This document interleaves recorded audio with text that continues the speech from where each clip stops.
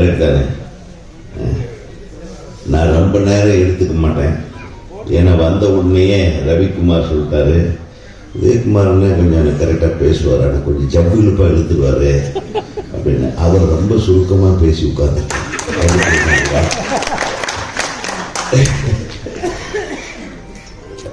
வந்த உடனேயே எனக்கு இந்த ஷாட்டு எனக்கு ஞாபகம் வந்துச்சு.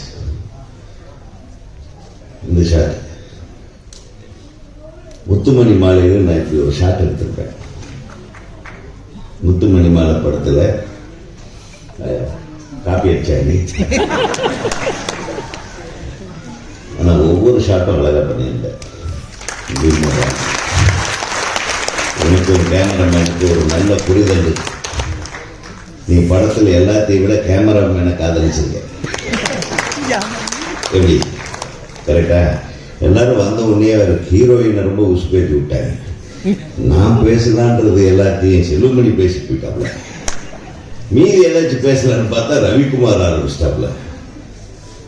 எங்கப்பா விட்டு வைக்கிறீங்க? ஒரு ஹீரோயின் கிடைச்சா கடைசியாக தான் நம்ம வாழ்த்த வேண்டும். கொஞ்சம் விட்டு வைக்கணும்.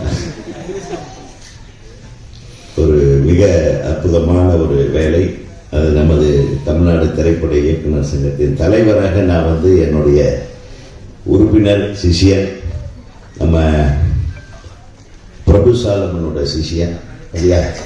ஆமாம், பிரபுசாலமன் ஒரு மிகச்சிறந்த இயக்குனர், எங்களுடைய சங்கத்தின் பெருமை. அதை தொடர்ந்து அந்த பெருமையை நீங்கள் சங்கத்திற்கு சேர்க்க வந்திருக்கிறீர்கள். வருக வருக என வரவேற்கிறேன். மையலுக்காக தான் அகனானூர் புகுணரும் நற்றினை குறுஞ்சது குறுந்தொகை எல்லாத்திலையும் இருந்து எடுத்துட்டேன். மையல் இல்லைன்னா மனிதமே இல்லை. ஒரு ஆண் ஒரு பெண் மீது மையல் கொள்ளவில்லை என்றால், ஒரு பெண் ஆண் மீது மையல் கொள்ளவில்லை என்றால் இனப்பெருக்குமே இருக்காது. கைத்தட்டலாம். இவன் பயங்கரமான ஆளு. என்ன டைட்டில் வச்சுக்காம இருக்கு? மையல். இதுக்கு நிறைய மீனிங் எடுத்துட்டு போகலாம். ஒவ்வொரு ஏதாவது புறநானூரில் ஒரு மாதிரி சொல்லுவாங்க, அகநானூரில் மையலுக்கு ஒரு வேற விதமான ஒரு இது, திருவள்ளுவர் வேற சொல்லுவார். இது மாதிரி நம்ம கவிஞர் தம்பி விவேகா வேற மாதிரி சொல்லுவார். விவேகா மையலுக்கு என்ன சொல்லியிருக்காருன்றது தான் பாட்டில் இருக்கு. ஆக மையல் இல்லாமல் மனிதம் இல்லை. ஸோ இந்த மையல் மிகப்பெரிய வெற்றியை மனிதத்திற்கு தரவிருக்கிறது என்பது மட்டும் தெரிகிறது. இது என்னன்னா ஒரு அற்புதம். அதாவது இந்த திரைப்படத்தின் மீது ஒரு மையல் கொண்டு ஒரு தயாரிப்பாளர் நம்ம பனியன் கம்பெனிக்காரல பாருங்க, என் ஊருக்காரர் திருப்பூர்லேருந்து பனியன் கம்பெனிக்காரரு, அமெரிக்காவிலேருந்து இம்போர்ட் பண்ணுறவங்க ரெண்டு எக்ஸ்போர்ட்டரும் இம்போர்ட்டரும் ஜாயின் பண்ணி ஒரு படத்தை இயக்கி இருக்கிறது. அது ஒரு தனிப்பட்ட ஒரு மையல் தான். கரெக்டா? தம்பி ஹீரோ சொன்னாரு, எப்ப ரொம்ப நாள் உன்னை பார்க்கல, இந்த மாதிரி செல்வமணி சொன்ன மாதிரி. ஆனால் வந்த திருப்பி நான் பேர் சொல்ற மாதிரி தான் வரணுன்ற மாதிரி ஒரு ஐடியாவோட இந்த எக்ஸ்போர்ட்டையும் இம்போர்ட்டையும் இணைத்து வைத்தது அவர் தான். இந்த எக்ஸ்போர்ட்டையும் இம்போர்ட்டையும் இணைச்சி வச்சு ஒரு கரெக்டான ஒரு கையில் கொடுத்து ஒரு அற்புதமான திரைப்படத்தை எடுத்து வைத்திருக்கிறார். உனக்கு எனது மனமார்ந்த வாழ்த்துக்கள். ஏன்னா எது செஞ்சாலும் கரெக்டாக செய்யணும். கொஞ்சம் ஏமாந்தோம்னா காலி பண்ணிட்டு வரணும். ஸோ எனக்கு இயக்குனர் சங்கத்தை பற்றி பெருமையாக சொல்லணும்னா, நம்ம ரவிக்குமாரில் மிகப்பெரிய ஒரு சக்தி நம்ம சங்கத்துக்கு. அவர் சொன்னார் இல்லையா, நம்ம 90 நாள் 80 நாள் தான் டைம் கொடுத்தாரு சௌத்ரி சார். நான் 90 நாள் கேட்டு 90 நாளுக்குள்ள படம் பண்ணிடுவாரு.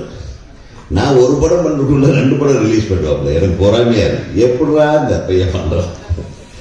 நடுவில் வேற அவர் படத்துக்கு நெகட்டிவ் கட் பண்றதுக்கு என்னையே கூப்பிடுவா நம்ம ஒரு மேனேஜர். பாருங்க பக்கத்தில் உட்காந்து இவரு எங்கப்பா உங்க டைரக்டர் நெகட்டிவ் சார், அவர் பிஸியா இருக்காரு. ஏடா நான் சும்மாவா இருக்கேன்? சேரன் பாண்டியனுக்கு நெகட்டிவ் கட் பண்ணது நான் தான். ஸோ இந்த மாதிரி நாங்கள் உறவுகளோடு உறவாக பிடிந்து யார் மீதும் பொறாமை இல்லாமல் போட்டி இல்லாமல் ஒரு அற்புதமாக அது இன்னும் தொடர்ந்து கொண்டிருக்கிறது. அதனால தான் தமிழ்நாடு திரைப்பட இயக்குனர் சங்கத்தை எவனாலையும் அசைக்க முடியாத ஒரு சூழ்நிலை. நாங்கள் எல்லாரும் ஒன்று தான். எனக்கு முன்னாடி விக்ரமன் தலைவர் இருந்தார், அதுக்கு முன்னாடி நிறைய தலைவர்கள் இருந்தார். விக்ரமன் ஒரு மிகப்பெரிய ஒரு நல்ல தியாகி. அவர் நிறைய விஷயங்கள் நல்லா கொண்டு வந்தார். விக்ரமனோட அசிஸ்டன்ட்டு ரவிக்குமார் சார். நான் திரைப்பட கல்லூரியில் படிக்கும்போது எனக்கு ஜூனியர் செல்வமணி. ஸோ எங்கெங்கெல்லாம் பிணைப்புகள் இருக்கு பாருங்க. எனக்கு அசிஸ்டன்ட் என்னுடைய ஜூனியர் ஒருத்தர் தரணி, அவருக்கு அசிஸ்டன்ட் இவர் பேரரசு. ஸோ இது ஒரு மிகப்பெரிய ஆலமரம் மாதிரி. இந்த பெப்சிக்கு இந்த ஆலமரம் எப்பவுமே துணையாக இருக்கும். இந்த ஆலமரம் ஸ்ட்ராங்காக இருக்கிறவர்களும் பெப்சியை எவனாலே அசைக்க முடியாது. சொன்னாங்க, நம்ம செல்வமணி ஒரு மேட்டரை சொல்லிட்டு போயிட்டாப்புல. அது கொஞ்சம் நான் ஒரு சின்ன விளக்கம் சொல்கிறேன். நமக்கு யாருமே எதிரிகள் இல்லை, எங்களுக்கு தயாரிப்பாளர்கள் தான் தெய்வம். ஒரு தயாரிப்பாளர் இல்லை என்றால் நான் பெரிய டைரக்டர், நீ பெரிய டைரக்டர், நான் பெரிய கேமராமேன், நான் பெரிய ஹீரோன்னு எவனுமே சொல்லிக்க முடியாது. ஒரு தயாரிப்பாளர் ஒரு நாள் ரிஸ்க் எடுக்கலன்னா ஒரு ரஜினி உருவாயிருக்க முடியாது, ஒரு கமல் உருவாயிருக்க முடியாது. சொந்த காசை போட்டு ரிஸ்க் எடுத்ததுனால அதான் சொல்றேன். ஆனால் தயாரிப்பாளர்கள் தயாரிப்பாளர்களாக இருக்க வேண்டும். சும்மா வெண்ணெய் வெட்டித்தனமா உட்கார்ந்துட்டு வம்பு பண்ணிட்டு இருக்கிற மாதிரி இருக்கக்கூடாது. இன்னைக்கு எத்தனை பேர் தயாரிக்கிறார்கள் படத்தை தயாரிப்பதற்கு என்னென்ன தேவை, ஒரு தயாரிப்பாளர் என்னென்ன செய்யணும் அப்படின்றத சரியா செய்தாவே சினிமா இண்டஸ்ட்ரி ரொம்ப பிரமாதமா இருக்கும். தயாரிப்பாளர் படம் எடுக்க வர்றார், முதல்ல ஒரு சரியான டெக்னீஷியனை தேர்ந்தெடுக்கும். தம்பி மாதிரி ஒரு நல்ல டைரக்டரை முதல்ல தேர்ந்தெடுத்துட்டு, ஜெயமோகன் மாதிரி ஒரு நல்ல கதாசிரியர் தேர்ந்தெடுத்துட்டு ஒரு நல்ல திரைக்கதையை உருவாக்கி, இந்த கதைக்கு யார் யார் பொருத்தமானவர்கள், ஒரு நல்ல புரோட்டாகனிஸ்ட் ஆன்டகனிஸ்ட்னு சொல்லி, அதே மாதிரி நல்ல கதாநாயகியாக இந்த கதாபாத்திரங்களுக்கு யார் யார் வருவாங்க, சரியான இதெல்லாம் இந்த திட்டமிடுதலுக்கு ஒரு தயாரிப்பாளர் உட்கார்ந்து இது என்ன பட்ஜெட் ஆகும், இது எவ்வளவு இது எடுத்த எவ்வளவுக்கு விற்க முடியும், இது எவ்வளவு நாள் எடுத்தால் நமக்கு லாபம், இந்த மாதிரி வேலை எதுவுமே பார்க்காத தயாரிப்பாளர்கள் வேற ஒரு சங்கத்தை ஆரம்பிச்சிருக்காங்க. நீங்க உங்களை சரியா வச்சிருந்தாவே போதும், அடுத்தவங்க யாருமே உங்களுக்கு எதிராகவோ எதிர்ப்பாவோ யாரும் இருக்க மாட்டாங்க. ஒரு படத்தை எப்படி தயாரிக்கிறது, எப்படி திட்டமிடுதல், எப்படி அது வெளியே கொண்டது, எத்தனை படங்கள், கிட்டத்தட்ட 500-600 படங்கள் வெளிவராமலே இருக்கின்றன. அது வெளியே வர்றதுக்கு என்ன வழிவகை செய்யணும், எந்த ஒரு தயாரிப்பாளருக்கும் நஷ்டம் வராமல் ஒரு திரைப்படத்தை எப்படி நம்ம ரிலீஸ் பண்றது, இந்த மாதிரி வேலைகளை பண்ணணும். உங்க தயாரிப்பாளர்களுக்குள்ள இருக்கிற பிரச்சனையை எப்படி தீர்க்கிறது, அது எல்லாத்தையும் தூக்கி ஓரத்தில் வச்சுட்டு 1 கோடி ரூபாய் ஒரு படத்துக்கு செலவான அதுல 3 லட்சம் ரூபாய் தான் பெப்சி தொழிலாளர்களுக்கு சம்பளமா போகுது. கான்ட்ராக்ட் இல்லாம வேலை செய்கிற பெப்சி தொழிலாளர்கள் வெறும் 3 லட்சம் ரூபாய். அந்த 3 லட்சம் ரூபாய்க்கு சம்பளம் வாங்குறதுக்கு கூட போராடிக்கிட்டு நீ 30 லட்சம் ரூபாயை எங்கேயோ இழக்கிற, அதை சரி பண்ணாத விட்டுட்டு தேவையில்லாம இந்த போராட்டங்கள், இந்த மாதிரி பிரச்சனைகள் இதுதான் நடந்துட்டு இருக்கு. இது உங்களுக்கு புரியும் நினைக்கிறேன். நான் என்ன சொல்லியிருக்கிறேன், தயாரிப்பாளர் திறம்பட தயாரிப்பு வேலையில் மட்டுமே ஈடுபட்டால் தொழிலாளர்கள் உங்களுக்கு எப்போதும் கூட இருப்பார்கள். இதுதான். ஸோ இது எல்லாமே ஒருங்கிணைந்து நடந்திருக்கிறது இந்த படத்தை பொறுத்தவரையிலும். பாடலாசிரியர் பற்றி தம்பியை சொன்னார். சில பேர் பாடலை அழகுபடுத்துறாங்க, சில பேர் இன்னொரு வார்த்தை சொல்லிங்க நல்லா இருக்கு, உருக்குலைக்கிறாங்க. இப்ப வர்ற பாட்டு எல்லாமே பெரும்பாலும் பாட்டு தான், திரும்பி பாடவே முடியாத எல்லாத்தையுமே உருக்குலைச்சாங்க. அது கருக்கலைப்பா. இப்போது வருகிற பாடல்கள் உருக்குலைப்பு மட்டுமில்லை, கருக்கலைப்பு மாதிரி இருக்கிறது. பாடலாசிரியர் சொல்றாரு, இப்ப நம்ம சொன்னா தப்பா போயிருக்கு, இவர் பழைய ஆளுன்றாங்க. என்னை விட சீனியர்கள் பாருங்க, ரவிக்குமார், செல்வமணி எல்லாம் சீனியர்கள்லாம் எப்பா நீ தான் பேசுங்க. இல்லை, ரவிக்குமார் பாருங்க ரொம்ப ராசியான இயக்குனர். எனக்கு ரொம்ப பிடிக்கும் ரவிக்குமாரை. நான் எப்பவுமே நான் எங்க இருந்தாலும் சரி, ரவிக்குமார் இல்லை ஃபங்க்ஷனாக இருந்தாலும் ரவிக்குமார் எங்கேயாவது நமக்கு ஒரு இன்விடேஷன் நான் போயிடுவேன். ரவிக்குமார் வீட்டோடவும் சரி, எந்த விஷயத்துக்கும் எனக்கு அழைப்பு வந்தால் போயிடுவேன். சில டைம்ல தெரிஞ்சா கூட போயிடுறது. அவனுக்கே சந்தேகம் வந்து நான் கூப்பிடலையா. ஏன்னா அந்த அளவுக்கு எனக்கு ரவியை பிடிக்கும். ஏன்னா பாருங்க, கொஞ்ச நேரம் நின்னாரு, ஒரு சௌந்தர்யம் இப்படி போட்டு தையில தாளம் போட்டு அந்த டியூனை இன்னைக்கு வரைக்கும் ஞாபகம் வச்சிருக்காப்லன்னு போனா எவ்வளவு அறிவாளி. யோசனை பண்ணி பாருங்க. அவரை இசையமைப்பாளராக்கி பக்கத்தில் ஸ்டண்ட் மாஸ்டர், ஸ்டண்ட் பண்ண வந்தவனை ஸ்டண்ட் மாஸ்டர் ஆக்கி,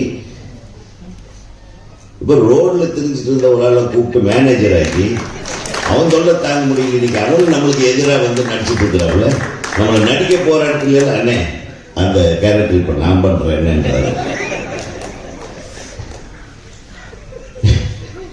எங்க போத்தாலும் உங்களாலுக்கு எனக்கு வந்து ரொம்ப யூஸர் பண்றாரு. எவ்வளவு சந்தோஷமா இருக்கு பாருங்க. ஒரு குடும்பத்தை எப்படி உருவாக்கி இருக்காரு Ravikumar. So always adore Ravikumar. ஒவ்வொரு இயக்குனரும் ரவிக்குமார் மாதிரி இருக்கணும். எல்லாத்தையும் அரவணைத்து அடுத்த கட்டத்துக்கு பாருங்க. இன்னைக்கு அவர் அறிமுகப்படுத்தின ஒரு இசையமைப்பாளருடைய மகன் இசை வெளியீட்டு விழாக்கு அவர் வந்து உட்கார்ந்து அவர் வந்து எவ்வளவு ஒரு பெருமிதத்தோட இல்லைன்னா வந்த இடத்துல 5 நிமிஷம் உட்கார மாட்டாப்புல. அடுத்தவங்க பேசக்கூட நான் கிளம்புறேன்ட்டு ஓடிடுவாப்புல. பாருங்க, தானாடவில்லை என்றாலும் சதையாடு. அதுதான் நம்ம கூட பிறப்பு யாரும் இல்லை, நம்ம கூட பிறக்காம இருந்தா கூட, நம்ம பெத்தவங்களோ வளர்த்தவங்களோ இல்லாம இருந்தா கூட, நம்ம உருவாக்கணுங்க. அவங்களுக்கெல்லாம் நம்ம ஒரு தந்தை மாதிரி இருந்து நம்ம கூட இருக்கணும்ன்ற உணர்வோடு அமர்ந்திருக்கிற ஒரு கே.எஸ். ரவிக்குமார் உண்மையில ஒரு பலத்த கரவசத்தோட நன்றி. படத்துல 3 ஸ்பாட் 4 பாட்டும் பார்த்தேன். அவர் சொன்ன மாதிரி தம்பி ஒரே வார்த்தை வச்சிருந்தேன், அந்த மண் சார்ந்த படங்கள் இல்லை. நான் ஏற்கனவே ஒரு பாடல் வெளியீட்டு விழாவில் சொன்னேன். மனுஷாருங்க இப்பெல்லாம் ஹீரோக்கள் பெரிய பெரிய ராக்கெட் லான்ச்சர் கையில் வச்சு தலைய ஆரம்பிச்சிட்டாங்க. நாம் கண்ணிலேயே பார்க்காத விதவிதமான கன்னுகள், ஆயுதங்கள். அது எங்கேயாச்சும் பார்த்துருக்கா? படம் பார்த்துருக்கீங்களா? தமிழ்நாட்டில் எங்கேயாச்சும் பார்த்துருக்கீங்களா? இதெல்லாம் பார்க்கணுன்னா இன்னைக்கு நம்ம பெரிய ஹீரோக்கள் படத்தெல்லாம் பார்த்தா போதும். கண்ணிலேயே பார்த்ததில்லை, அதையெல்லாம் வச்சுட்டு சுட்டுட்டு இருக்கிறாங்களே. அவங்க நடித்து மிகப்பெரிய பட்டங்களோடு புகழ்பெற்ற ஒரு இடத்துக்கு வருவதற்கு காரணமான படங்களை பாருங்க. ஒரு மகேந்திரன் படம், ஒரு பாலு மகேந்திரா படம், ஒரு பாலச்சந்தர் அவருடைய படம். இந்த மிகச்சிறந்த இயக்குநர்களுடைய படத்தில் நடிச்சுட்டு அதுக்கப்புறம் இப்ப அந்த மாதிரி நல்ல இயக்குனர் கிடைக்கலையோ என்னவோ தெரியல, ராக்கெட் லான்ச்சரோட அடைய ஆரம்பிச்சேன். அப்படி இல்லாம வாங்க, நம்ம ஊர், நம்ம மண்ணு, இதயங்கள் கொண்டாடும் ஒரு இயற்கையான கதைக்களத்திற்கு போவோம் என்று அழைத்து செல்லுகிற ஒரு மையலில் இந்த இயக்குனர் உருவாக்கி இருக்கிற இந்த திரைப்படம் தான் மையல் என்பது உறுதியாக தெரிகிறது. அதை பார்த்த ஒவ்வொரு ஷாட்டும் சொன்ன மாதிரி நல்ல ஒளிப்பதிவு, இந்த கேமரா மூமெண்ட்ஸ் பர்டிகுலர்.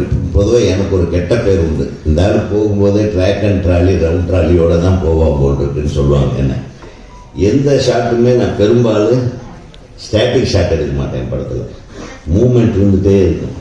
ஏதாச்சும் கேட்டாங்க, நம்ம மூவி தான் எடுக்கிறோம், ட்ராமாவாக எடுக்கிறோம்னு சொல்லிட்டு இருப்பேன். ஆக அந்த ஃபீல் எனக்கு ரொம்ப சந்தோஷமா இருந்தது. எங்கேயோ ஒரு தம்பி என்ன கூட ஃபாலோ பண்ணியிருக்காங்க. ஆகவே நான் என்ன இதில் ஐடென்டிஃபை பண்ணேன். படம் பார்க்கும்போது அங்கங்கே என் படம் பார்க்குற ஒரு திருப்தி இருந்தது. அந்த திருப்தி கொடுத்த உனக்கு இறைவன் எல்லா வெற்றியையும் தர வேண்டும்.